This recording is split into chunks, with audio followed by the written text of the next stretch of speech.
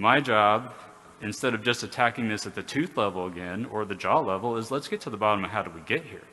Is it a joint issue? Is it an airway issue? Was it a tongue muscle function fascia issue? Or is it just genetics? You're just prone to doing this because it's genetics, which is sadly sometimes what we're taught in school.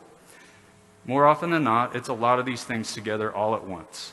And again, we have to be able, especially as orthodontists, to be able to dissect how much of each of these parts is part of why this patient is in our chair.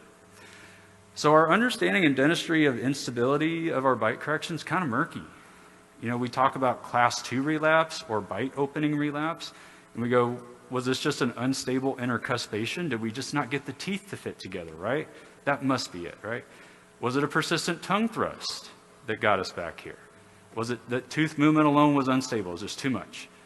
When we talk about skeletal relapse or post-surgical relapse, we really start talking about, is it an increased muscle activity, sympathetically mediated issue that's driving some things? Is there increased joint loading happening after the surgery?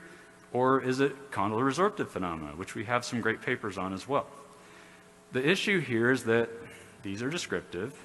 Maybe they're not getting 100% to the heart of the problem in the etiology. And so what we do have on our side is that we're evolving in our understanding of what creates malocclusions. We know that airway issues, tongue issues, cervical spine, and especially joint issues, each have been tied to the development and the persistence of malocclusions. Meaning, how do we get here?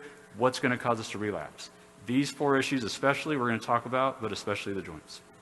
So the clinical reality in our orthodontic practices is that relapse comes up all the time, frequently encountered in our orthodontic practice.